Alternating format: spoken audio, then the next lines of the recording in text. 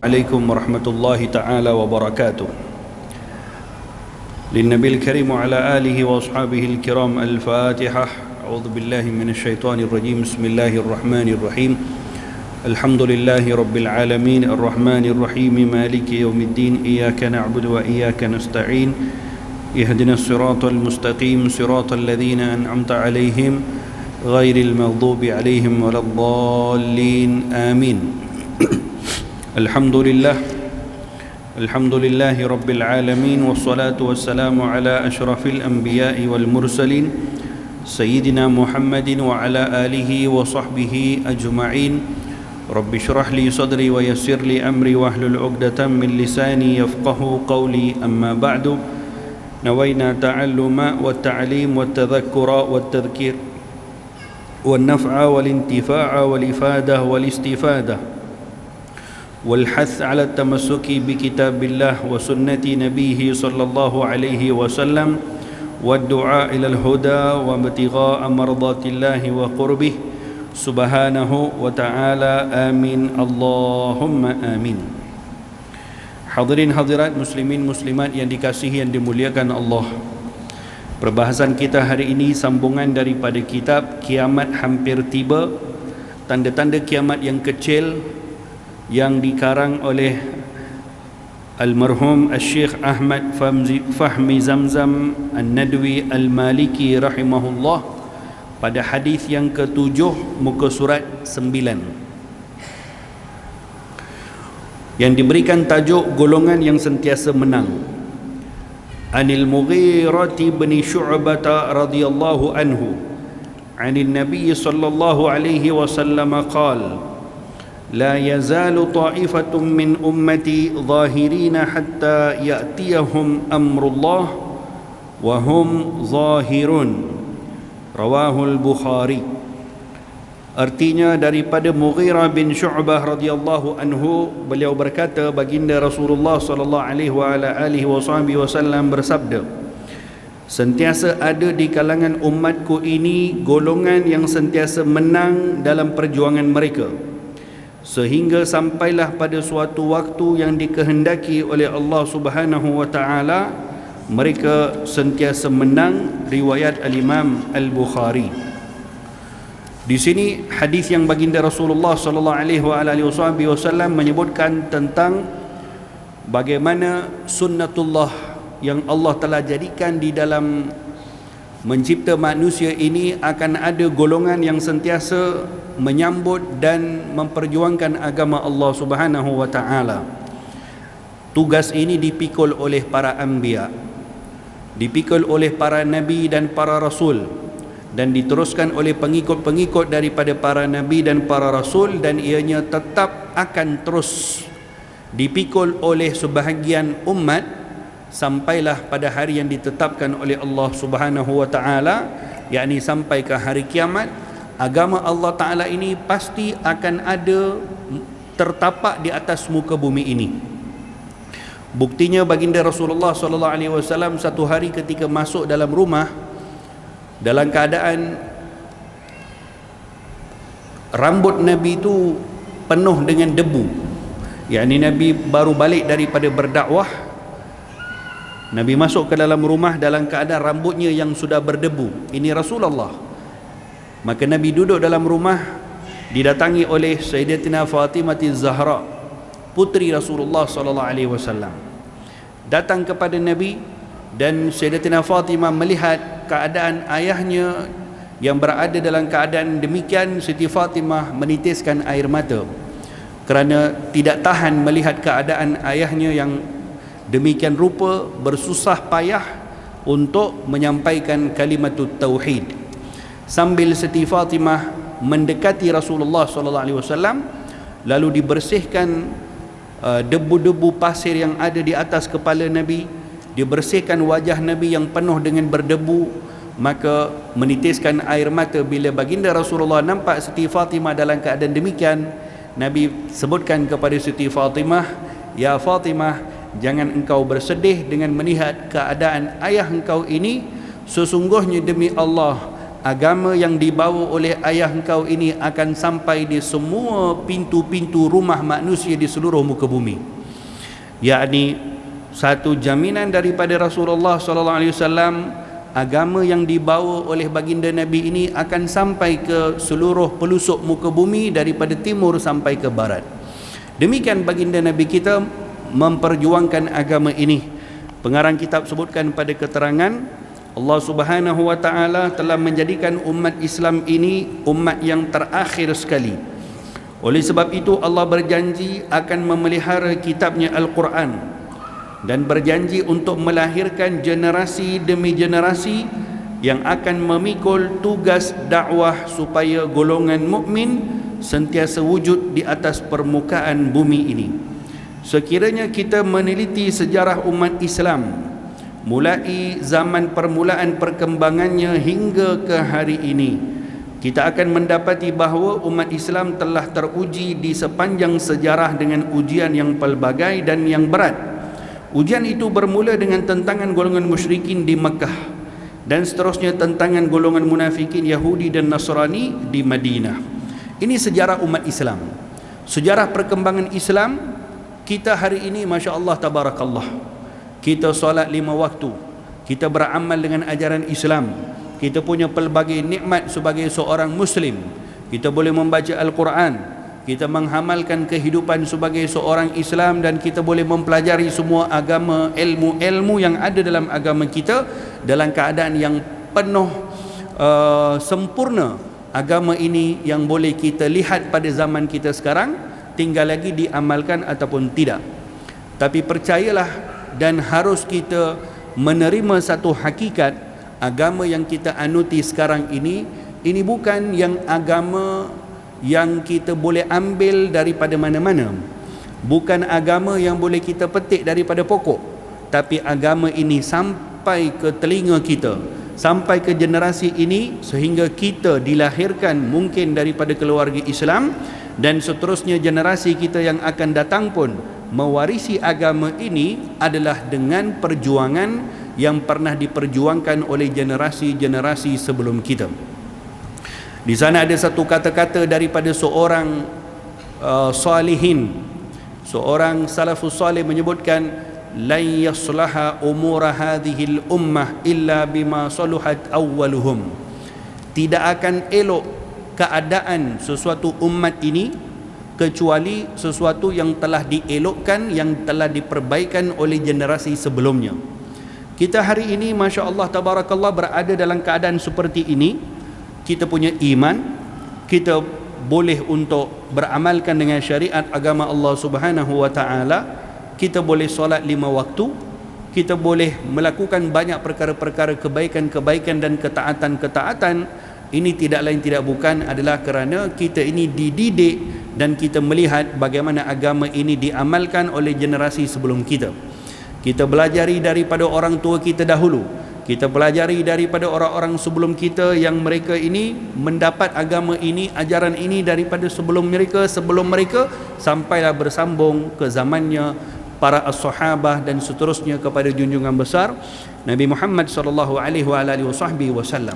Pengarang kitab sebutkan bahawa kalau kita meneliti sejarah umat Islam pada permulaan perkembangan agama ini tidak berkembang dengan cara yang mudah.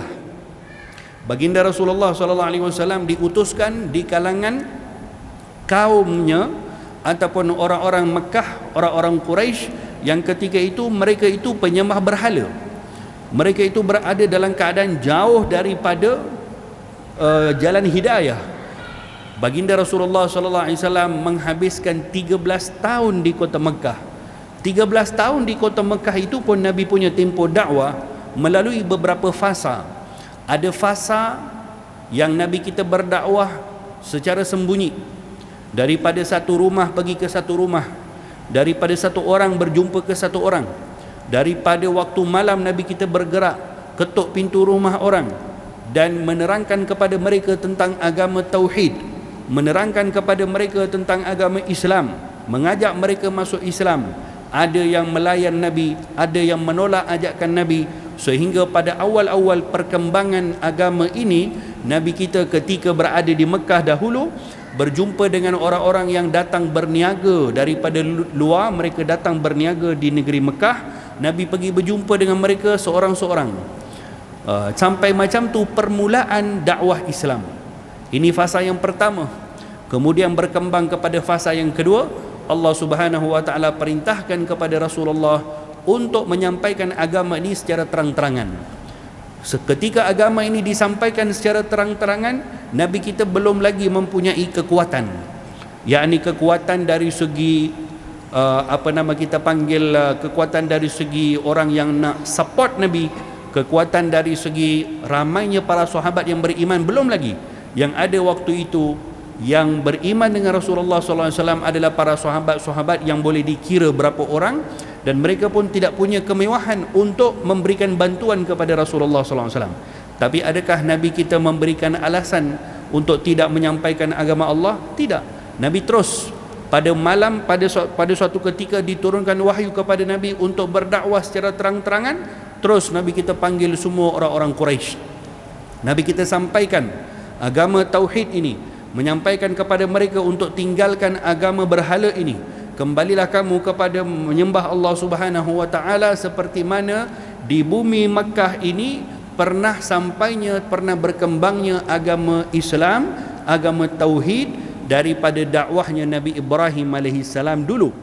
Demikian waktu Nabi kita berdakwah dalam keadaan terang-terangan, mendapat pelbagai bentuk tentangan. Nabi kita diancam untuk bunuh, Nabi kita diancam dengan macam-macam perkara, dibunuh para sahabatnya, dibunuh ahli keluarganya. Demikian cara Nabi kita mengembangkan agama Islam. Dipukul, dibaling dengan najis, dibaling dengan batu, dibuat macam-macam, berlapar, berdahaga, tak ada makan, tak ada tempat tinggal. Cara Nabi berdakwah di Mekah demikian. Sampailah berubah cara dakwah Nabi, sehingga seterusnya tentangan golongan musyrikin Mekah dah selesai 13 tahun di Mekah. Nabi kita terpaksa meninggalkan tempat lahirnya, terpaksa meninggalkan bumi Mekah yang dulunya datuk Nabi adalah orang yang paling dihormati di Mekah. Datuk Nabi adalah seorang pembesar di kota Mekah. Sayyidina Abdul Muttalib radhiyallahu anhu wa arda, pembesar kota Mekah, yakni orang yang sangat disegani. Tapi Nabi kita terpaksa tinggalkan bumi Mekah hanya semata-mata untuk mendapatkan sinar daripada bumi Madinah untuk mengembangkan agama Islam. Sampai ke Madinah, tentangan golongan munafikin pula di situ, berhadapan dengan tentangan golongan orang Yahudi pula di situ, ditambah lagi dengan golongan orang Nasrani pula di situ. Berubah pula cara dakwah Nabi, berubah pula cara mereka-mereka yang memusuhi agama Rasulullah SAW di Mekah dengan cara yang lain, di Madinah dengan cara yang lain. Kemudian adakah ia menyebabkan agama Islam ini terhenti? Tidak. Berkembang daripada satu hari ke satu hari, daripada satu negeri ke satu negeri. Demikian semangat dan juga perjuangan baginda Rasulullah SAW dan para sahabat menyebabkan agama Islam ini mendapat pembukaan secara luar biasa. Idza jaa nasrullahi wal fath wa ra'aitan nasa yadkhuluna fi dinillahi afwaja fasabbih bihamdi rabbika wastaghfir innahu kana tawwaba.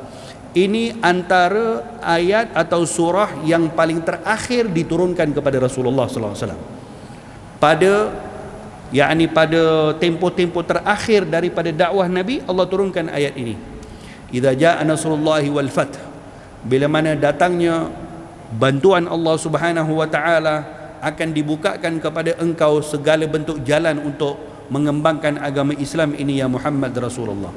Wa ra'aitan nas yadkhuluna fi dinillahi afwaja, dan engkau akan nampak ya Muhammad Rasulullah, manusia akan masuk, manusia akan menerima agama engkau afwaja, macam ombak. Afwaja itu ombak, tahu ombak ini tak putus-putus kan? Kita kalau pergi tepi laut tengok ombak, satu ombak datang belakangnya satu ombak lagi, satu lagi, itu maksud afwaja. Maka Allah Ta'ala sebutkan, ya Muhammad Rasulullah, semangat dakwah engkau, semangat dakwah para sahabat engkau yang berdakwah untuk bersungguh-sungguh menyampaikan agama Allah ini, akan Allah bukakan pintu jalannya dan manusia akan menerima agama yang kau bawa ini afwaja. Ini antara berita gembira yang Allah Ta'ala berikan kepada baginda Rasulullah SAW pada tempoh terakhir daripada kehidupan Nabi ketika diturunkan ayat Quran tersebut. Demikian agama ini berkembang, bukan hanya di negara Arab, bukan hanya di Mekah dan juga di Madinah, sampai ke timur hingga ke barat. Agama Islam ini dibawa oleh para sahabat Rasulullah SAW, sesungguhnya para tabi'in, sehinggalah agama ini sampai ke negeri kita ini. Tetapi dalam ketika itu juga, setiap daripada era perkembangan agama Islam, masing-masing daripada perkembangan itu menghadapi tentangannya. Di zaman Nabi yang kita ceritakan tadi di Mekah, tentangannya daripada orang musyrikin. Ketika di Madinah, tentangannya daripada orang-orang Madinah daripada kalangan Yahudi, Nasrani, Munafikin. Kemudian sampai kepada zaman Khulafa Ar-Rashidin, zaman Sayyidina Abu Bakar Siddiq, umat Islam sudah ramai, sudah banyak negara-negara yang ditakluk oleh orang Islam. Cabaran yang lain pula disebutkan di sini. Kemudian timbul pula gerakan riddah, yakni gerakan untuk memurtadkan. Timbul pula majusi yang berselimutkan Islam, golongan batiniyah, pengaruh falsafah dan pemikiran Yunani, serangan bangsa Mongol dan bangsa Tatar yang menghancurkan peradaban Islam di Baghdad pada pertengahan abad ke-7 Hijriyah. Begitu pula halnya dengan pembantaian terhadap kaum muslimin ketika jatuhnya kerajaan Islam di Andalus, di Spanyol, dan seterusnya disambung dengan pengaruh pemikiran imperialis barat terhadap dunia Islam, gerakan Zionis Yahudi dan misioneri Nasrani yang mempunyai peralatan yang canggih. Seterusnya ada pula serangan dari segi pemikiran, kebudayaan, cara hidup dan sebagainya.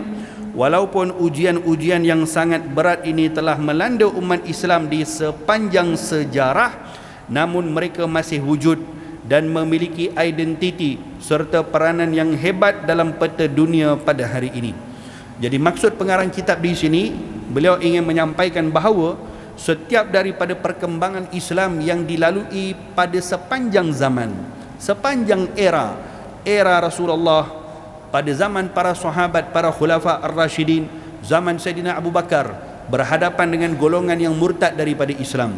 Demikian juga dengan zaman Sayyidina Uthman bin Affan, berhadapan pula dengan golongan-golongan yang pelampau yang ingin menjatuhkan kepada khilafah Sayyidina Uthman. Zaman Sayyidina Ali berhadapan dengan golongan-golongan seperti Puak Al-Khawarij yang menimbulkan kekacauan dan juga menimbulkan salah faham di dalam agama Allah Subhanahu wa taala. Kemudian sampai kepada zaman yang seterusnya, sampailah kepada zaman Khilafah Utsmaniyah akhirnya, dan sebelumnya lagi pada zaman kerajaan Islam bertapak di Baghdad waktu itu, kerajaan Abbasiyah. Itu kurang lebih pada tahun 900 lebih Hijriah. Pada zaman itu agama Islam dijatuhkan juga. Kerajaan Islam Khilafah Abbasiyah dijatuhkan di Iraq. Seperti mana setelah itu kerajaan Islam Andalus yang telah dibuka kota Andalus ini oleh seorang sahabat Nabi SAW pun dijatuhkan oleh tentera-tentera musuh Islam. Tetapi sejarah ini tidak kekal sebagai satu sejarah yang tercatat dalam buku-buku sahaja. Bukan ianya satu perkara yang kita boleh cerita dengan menduka citakan sahaja, tidak. Dengan kejatuhan-kejatuhan itu, tetap golongan agama Islam ini dibangkitkan dengan taufik dari Allah Subhanahu wa taala. Jatuhnya kerajaan Islam di Baghdad, tetapi adakah menyebabkan agama Islam ini terus hancur? Adakah menyebabkan agama Islam, ilmu-ilmu Islam tidak berkembang?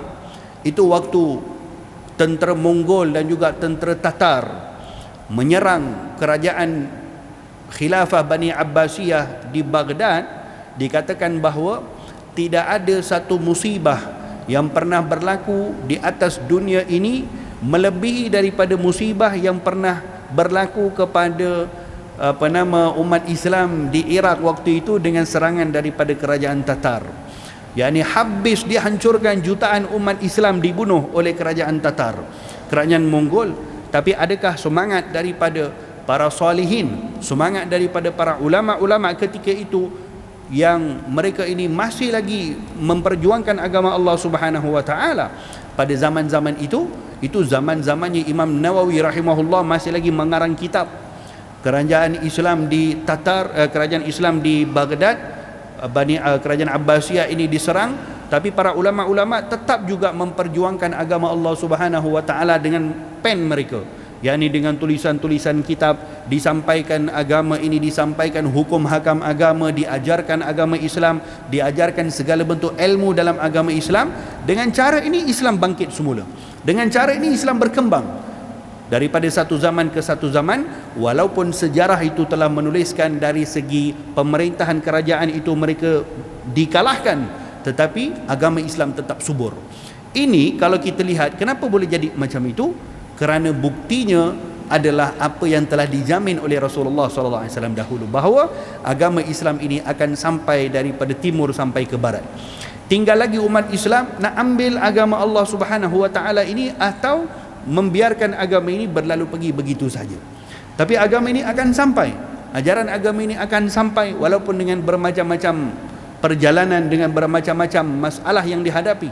Disebutkan dalam kitab tadi bahawa jatuhnya kerajaan Islam di Andalus. Ini Andalus ini satu tamadun Islam yang hebat suatu ketika dahulu. Di Spain dibangunkan oleh umat Islam, sehingga kota Spain ketika itu menjadi pusat kepada perkembangan Islam di barat. Lalu diserang oleh musuh Islam, dijadikan masjid yang ada di kota Spain itu berubah semuanya jadi gereja. Dan sampai hari ini kita boleh lihat, sampai hari ini kita boleh tengok kesan-kesan dakwah Islam, kesan-kesan tamadun Islam yang didirikan pada zaman dahulu sekarang sudah tidak ada. Tetapi adakah menyebabkan agama Islam tidak ada di negeri Spain? Adakah menyebabkan agama Islam tidak ada di Eropah? Mungkin saja kalau kita lihat dari satu bahagian, dari satu sudut, agama Islam diamalkan dengan cara yang lebih baik malahan di negara-negara itu. Saya pernah pergi sampai ke tengah-tengah kota Allahumma salli Muhammad, di pusat bandar Israel. Apa? Tak tahu, lupa saya. Tel Aviv. Barakallahu fikum. Saya pernah pergi Tel Aviv dan ada satu masjid di situ saya pergi. Cantik masjidnya, dan orang Islam, ada orang Islam situ. Jumpa dengan dia punya imam. Waktu solat ya mereka pun datang solat, kemudian mereka pun keluar. Jumpa dengan imam tu bercakap, ini bukan cerita di Palestin atau di Jerusalem, bukan di Baitul Maqdis, di tengah-tengah kota Tel Aviv, yang kira-kira Tel Aviv ni tepi laut. Kalau keluar saja penuh orang Yahudi semua, dengan hiburannya, dengan macam-macam lah. Katanya di masjid itu setiap hari lebih 10 orang masuk Islam. Ini di tengah-tengah kota Tel Aviv. Yakni bila dengarkan cerita-cerita seperti itu, kita teringat apa yang disebutkan oleh baginda Rasulullah SAW dahulu, agama Allah Ta'ala ini akan Allah pelihara walaupun di mana-mana pun agama ini, dengan cara macam mana pun. Tinggal lagi kita yang nak rebut peluang untuk berkhidmat kepada agama Allah Ta'ala ataupun tidak. Yakni kita jangan sampai berada dalam zon yang selesa sentiasa. Jangan kita rasa kita ni sentiasa berada di zon yang kita ni sudah ada segala-galanya. Kita tidak tahu fitnah yang akan datang kepada kita dalam cara seperti apa. Kita tidak tahu fitnah yang akan datang kepada keluarga kita dalam cara yang apa. Kita tidak tahu di zaman kita sekarang macam-macam pendedahan. Zaman kita sekarang, generasi kita ni berhadapan dengan macam-macam fitnah di luar situ. Kita tidak tahu apa yang berada dalam otak mereka, apa yang telah diterapkan dalam pemikiran mereka, sehingga mereka mampu bertahan, berpegang dengan kalimah la ilaha illallah ataupun tidak. Saya sentiasa cerita banyak tempat satu kisah yang berlaku di Singapura. 2 tahun lepas saya pergi situ, di satu masjid. Saya punya kawan imam di masjid tersebut. Lalu diceritakan satu kisah, satu orang tu orang qaryah situ meninggal dunia. Orang baik, orang soleh. Seorang tuan haji, orang baik, masya-Allah tabarakallah. Orang kalau sebut saja nama dia, orang-orang sana semuanya kenal. Jadi kawan saya ni imam di masjid tersebut. Diceritakan kepada saya satu hari dengan khabar tuan haji ini meninggal dunia. Dia pun pergi ke rumah orang ini untuk ziarah, untuk uruskan jenazahnya. Akhirnya dibawa jenazahnya untuk solatkan di masjid. lalu ditanya kalau ada waris-warisnya siapa-siapa untuk datang menguruskan jenazah. Katanya kalau ada pun ada satu orang tu duduk di luar masjid. Seseorang anak lelaki kepada orang tuan haji ni orang baik ni, orang yang 5 waktu datang solat di masjid. Katanya anaknya duduk di luar. Ini jenazah bapaknya nak disolatkan di masjid, anaknya duduk di luar. Jadi kawan saya ni yang jadi imam di masjid tersebut, dia cerita dengan saya sambil menangis. Dia cerita, katanya, "Ustaz, saya pergi jumpa anak dia dan tanya kepada anak dia, kamu tak nak datang ke solatkan jenazah ayah kamu?" Lepas tu kawan saya ni dia bagi tahu agak-agak, "Ustaz, apa anak dia jawab?" Saya pun cakap, "Tak tahulah, mungkin dia bagi tahu dia tak pandai solat ke, atau dia malas nak solat jenazah ke." Katanya, "Tidak Ustaz," kata anaknya, "I am not Muslim. Saya ini bukan Islam lagi dah. Yakni saya ini sudah murtad daripada Islam." Ini anaknya siapa ni? Anaknya satu orang yang terkenal dengan orang baik, 5 waktu datang solat di masjid. Jadi demikian kita nak bagi tahu di zaman kita sekarang, iman ini tidak diwarisi. Kita tidak tahu fitnah ini akan datang dalam bentuk apa.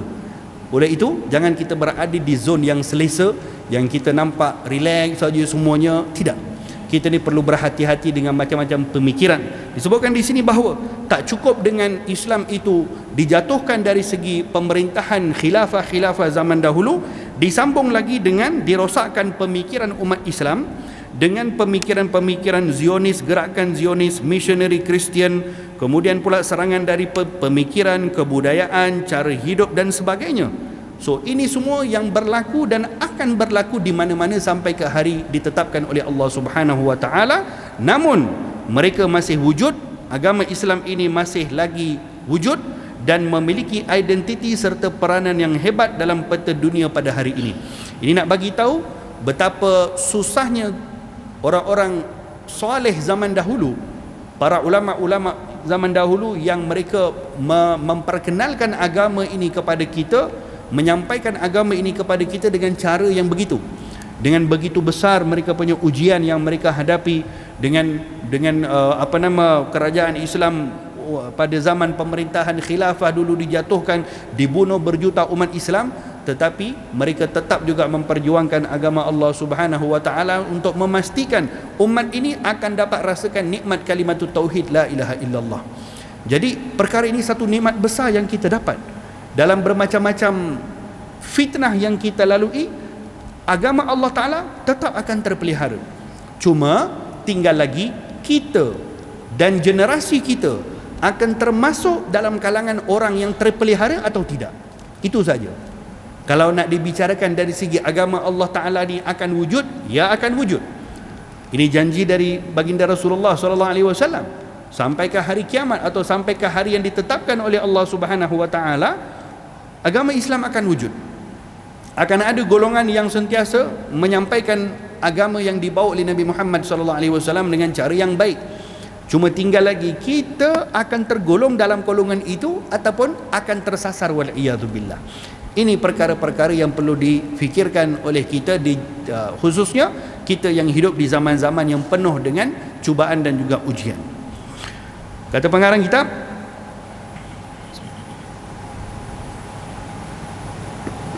pada muka surat 21, tidak dinafikan ada di kalangan umat Islam sekarang ini yang tidak mempedulikan tentang hal-hal keagamaan. Namun masih banyak di kalangan mereka golongan yang bersungguh-sungguh untuk mempelajari ilmu agama dan berjanji setia untuk memperjuangkannya. Begitu juga halnya, walaupun banyak di kalangan umat Islam yang telah hancur akhlaknya, namun masih banyak lagi di kalangan mereka golongan yang berakhlak tinggi dan berbudi pekerti yang luhur. Biarpun syiar-syiar Islam diinjak-injak di beberapa buah tempat, namun di tempat lain syiar Islam masih lagi gagah dan juga teguh. Ini satu perkara yang perlu diambil sebagai pengajaran oleh kita bahawa tidak dinafikan, walaupun di kalangan umat Islam sekarang ni banyak orang yang tidak mempedulikan tentang hal keagamaan, namun sebahagian golongan yang masih lagi untuk membawa mesej Islam ini kepada semua orang. Cuma tinggal lagi kita ini berada pada posisi yang mana sekarang kira-kira. Kita ni dengan kehidupan kita sekarang, dengan kehidupan ahli keluarga kita, dengan apa yang sedang kita lakukan hari ini, kita ni berada dalam menyumbangkan kita punya apa yang kita miliki untuk agama Allah Ta'ala ataupun tidak.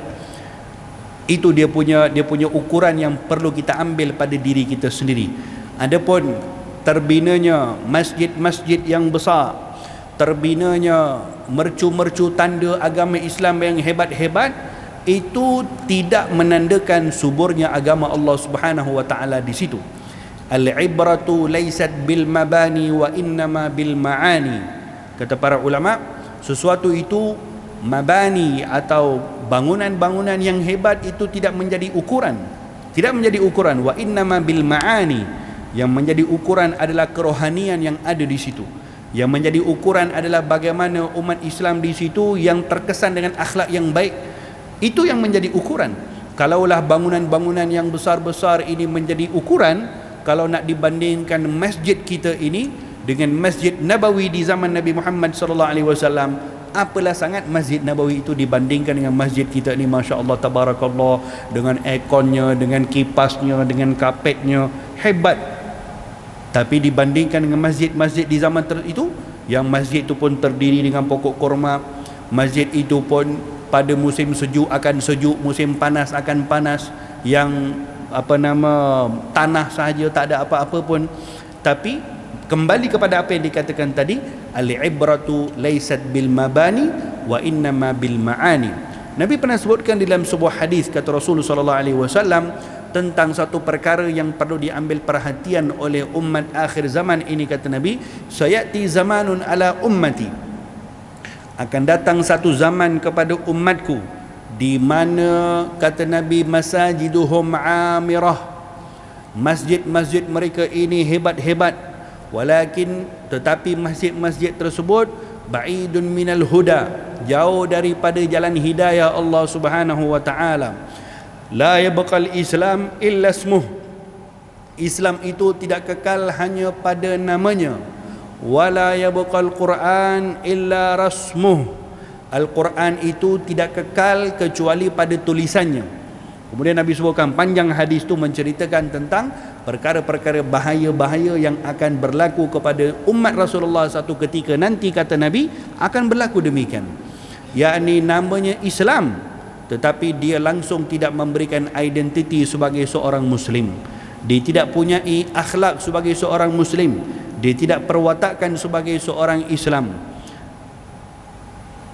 La yabqal Islam illa ismuh. Quran pula, kata Nabi sallallahu alaihi wasallam, la yabqal Quran illa rasmuh. Quran itu ada tetapi tidak kekal kecuali pada tulisannya. Apa maksud Quran itu tidak kekal kecuali pada tulisan? Yakni Quran ada, diangkat, tetapi hanya pada tulisannya sahaja. Menjadi satu, orang panggil satu simbol, tetapi tidak menjadi syiar yang diagungkan untuk diamalkan.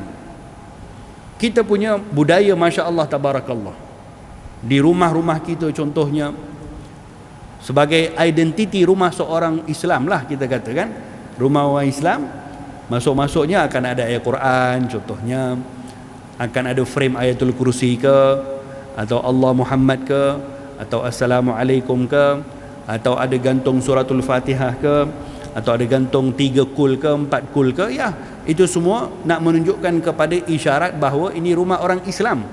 Tapi apa faedah hanya kekal sebagai rumah orang Islam? Ada dapat apa-apa faedah? Ada dapatkan apa-apa tempat di syurga? Tidak. Bukan itu yang diinginkan sebetulnya. Itu ya ada, tapi bukan itu yang menjadi ukuran di sisi Allah Subhanahu wa taala. Apa guna kalau rumah kita ni penuh dengan menggantung ayat-ayat Quranul Karim, tapi rumah kita tak pernah sekalipun khatam Al-Quranul Karim. Di rumah kita tidak pernah wujud pun halaqah-halaqah baca Quran. Di rumah kita mushaf-mushaf Quran tu mungkin tersusun, tapi tak pernah ada orang yang buka pun baca Quran di rumah kita. Kecuali kalau ada pun bulan Ramadan nantilah, itu pun kalau ada. Itu pun kalau dia ada waktu untuk baca Quran. Demikian rumah orang-orang Islam di zaman kita sekarang ini, sebahagiannya la yabqal Quran illa rasmuh. Quran itu tidak kekal kecuali pada tulisan-tulisannya saja. Lebih teruk lagi, tulisan-tulisan Quran ada di rumah kita, Ayatul Kursi digantung, suratul Fatihah digantung, surah Qul Huwallahu Ahad, Qul A'udzu Birabbil Falaq, Qul A'udzu Birabbin Nas digantung situ. Ada syiar-syiar banyak, simbol-simbol tentang agama Islam, tetapi di rumah kita itu penuh dengan cerita Hindustannya, cerita Tamilnya, penuh dengan bola sepaknya, penuh dengan perkara-perkara yang seringkali akan menjauhkan kita daripada agama Allah Subhanahu wa taala. Tidak pernah ada satu majlis pun di rumah kita yang kira-kira menghimpunkan ahli keluarga kita semua duduk sekali solat subuh berjemaah contohnya. Tidak pernah mungkin ada di rumah kita satu peluang 10 minit, 15 minit duduk sesama ahli keluarga sekejap, solat berjamaah, baca Quran satu muka surat contohnya, baca Yasin contohnya malam Jumaat.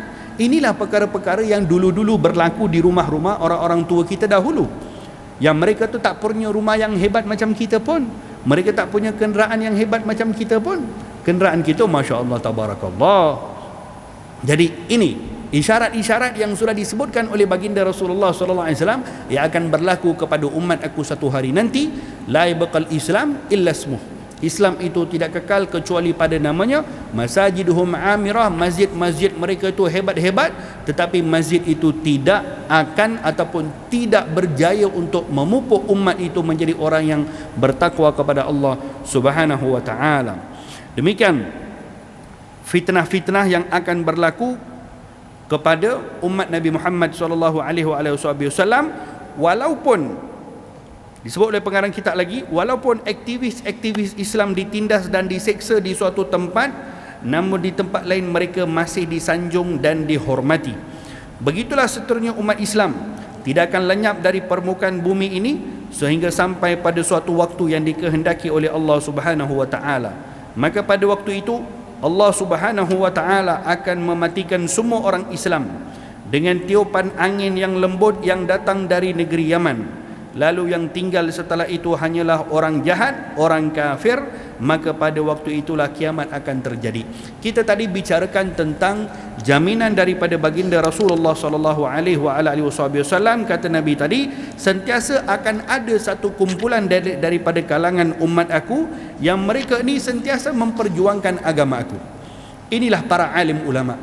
Inilah golongan-golongan orang yang berdakwah kepada agama Allah Subhanahu wa taala, ikhlas semata-mata untuk menyampaikan message yang dibawa oleh Rasulullah SAW tanpa apa-apa kepentingan-kepentingan peribadi atau apa-apa kepentingan-kepentingan yang lain. Tidak, tapi semata-mata menginginkan untuk menyampaikan risalah agama Allah Subhanahu wa taala kepada seluruh muka bumi ini, walaupun zaman ini berlaku apapun perubahan, walaupun kita ini duduk di mana sekalipun, tapi tetap agama Allah Subhanahu wa taala ini akan disampaikan oleh beberapa golongan.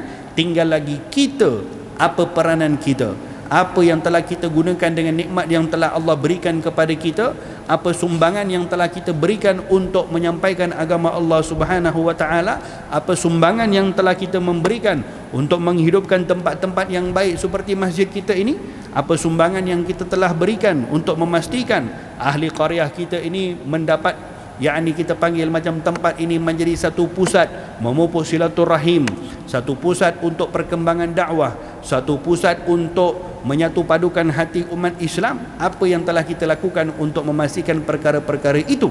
Ini yang patut untuk kita menginsafi dengan melihat segala macam bentuk nikmat yang Allah Subhanahu wa taala berikan kepada kita, dengan macam-macam nikmat yang Allah taala memberikan kepada kita, supaya kita ini tidak tersasar daripada zon yang kita rasa sentiasa berada dalam keadaan yang selesa.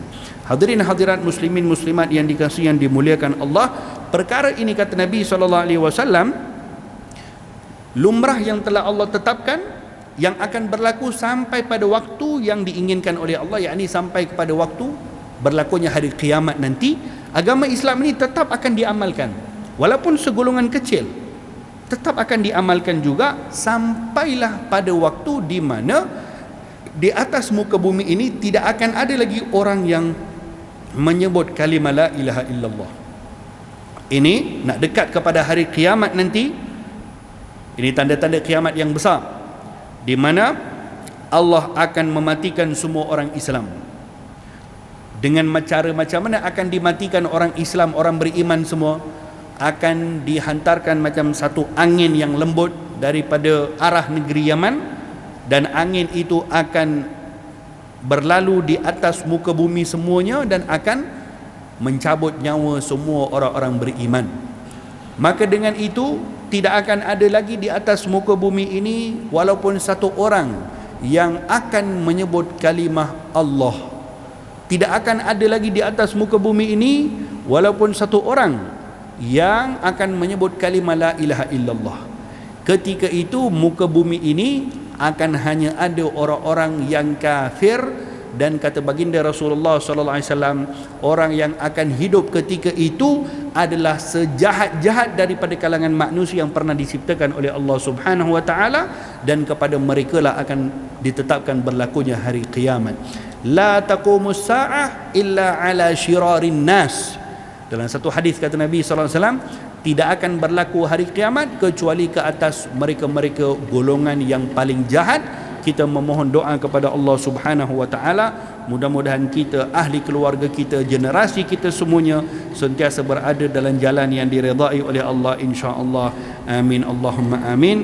Hadza billahi taufik. Allahumma inna na'udzubika min ilmin la yanfa' ونعوذ بك من قلب لا يخشع ونعوذ بك من دعاء لا يستجاب ونعوذ بك من عمل لا يقبل برحمتك يا أرحم الراحمين ربنا آتنا في الدنيا حسنة وفي الآخرة حسنة وقنا عذاب النار وصلى الله تعالى وسلم على خير خلق سيدنا محمد وعلى آله وصحبه وسلم والحمد لله رب العالمين والسلام عليكم ورحمة الله تعالى وبركاته.